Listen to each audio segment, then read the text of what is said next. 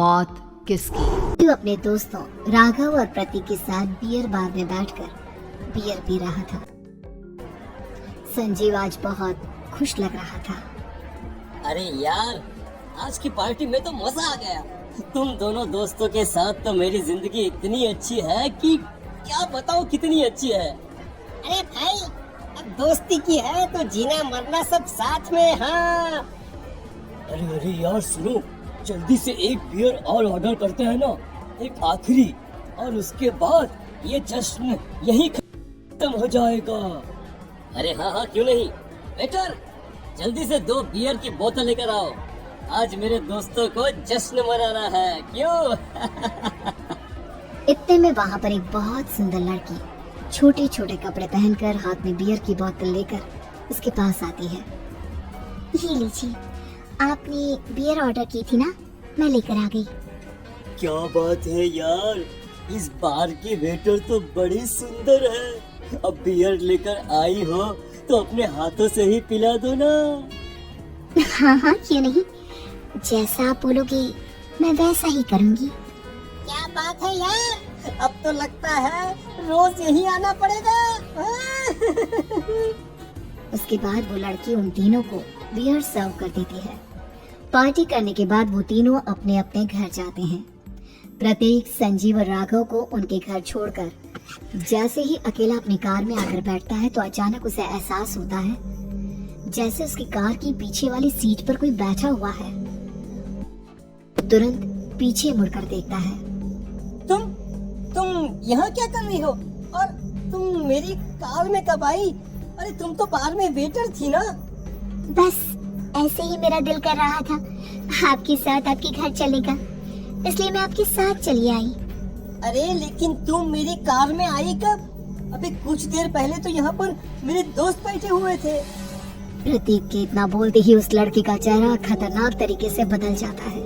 उसकी आंखें पत्थर की तरह सफेद और पूरे शरीर पर नीली नीली नसें उभर आती है। गाड़ी चलाओ, पूरी स्पीड में चलाओ, और अगर तुमने गाड़ी रोकने की कोशिश भी की तो मुझसे बुरा कोई नहीं होगा। डर की वजह से प्रतीक के पसीने छूटने लगते हैं। उसका शरीर बुरी तरह से कांप रहा था। प्रतीक बिना कुछ सोचे समझे कार को फुल स्पीड से चलाना शुरू करता है। चलते चलते वो शहर से दूर एक पहाड़ी पर पहुंच जाता है और सामने अब सिर्फ पहाड़ी का किनारा दिख रहा है, जिसे देख प्रतीक घबराकर अचानक से कार को ब्रेक लगाता है। देखो देखो देखो देखो, मुझे छोड़ दो मुझे। अगर मैंने गाड़ी जरा सी भी आगे बढ़ाई तो हम दोनों नीचे गिरकर मर जाएंगे। ये तो तुम्हें पहले ही सोचना चाहिए था ना। अब कुछ नहीं हो सकता।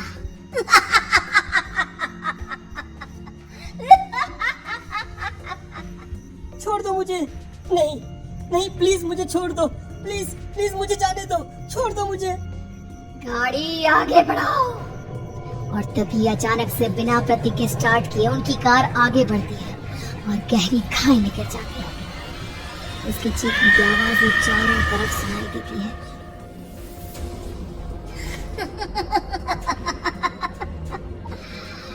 तुझे मारकर मेरे कलेजे में चल रही आग को थोड़ी शांति तो मिल गई, लेकिन अभी ये कहानी खत्म नहीं हुई।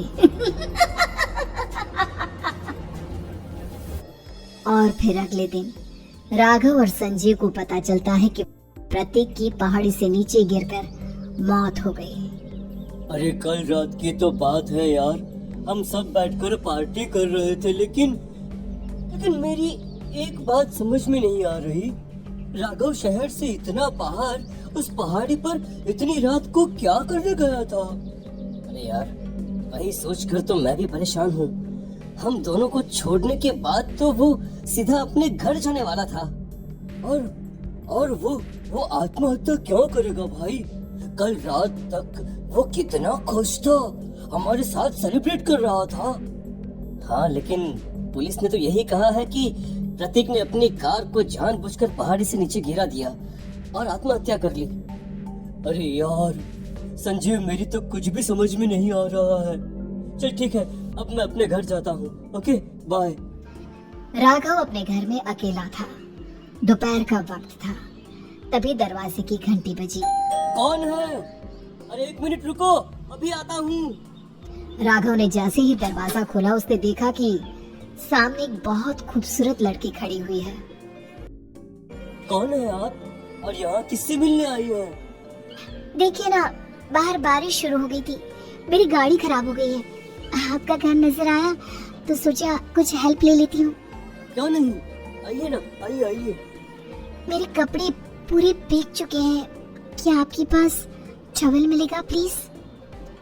राघव अपने बाथरूम से एक टॉवल लाकर उस लड़की को देता है। थैंक यू सो मच, अब मैं चलती हूँ। अरे इतनी क्या जल्दी है? आप चाहे तो बारिश रुकने तक यहाँ पर रुक सकती है। हाँ। लड़की ने पलटकर राघव की तरफ देखा। नहीं, मुझे जाना होगा, मेरा काम बाकी है। और वो वहां से चली गई।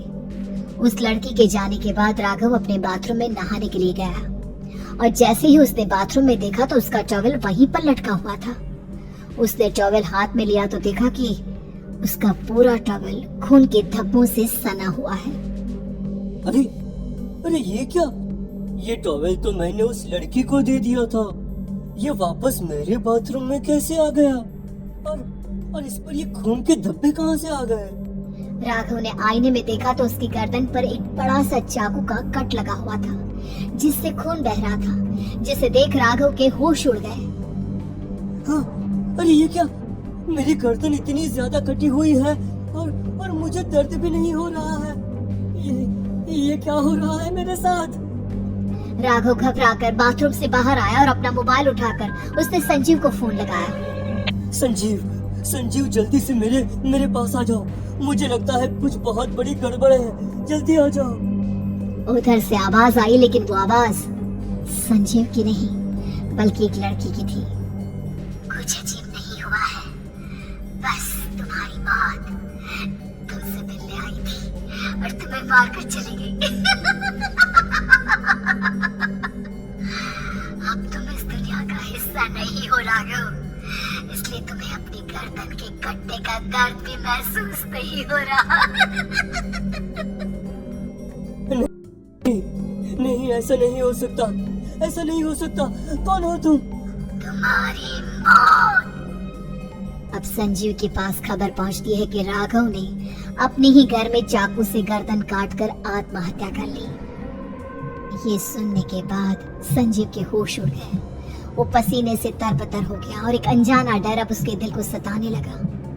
संजीव के साथ ही उसका एक छोटा भाई राजीव भी रहा करता था। अपने भाई को इस तरह परेशान देखकर राजीव उसके पास आया। अरे भैया, क्या हुआ भैया? आप इतने घबराए हुए क्यों लग रहे हैं? प्रतीक और राघव की मौत, मेरा मतलब मेरी कुछ समझ में नहीं आ रहा भाई। अचानक से मेरे दोनों दोस्तों ने आत्महत्या क्यों कर ली? अरे वो तो मेरी भी समझ में नहीं आ रहा है भैया। हाँ, हो सकता है कि कोई परेशानी होगी और इसीलिए उन्होंने ऐसा किया होगा।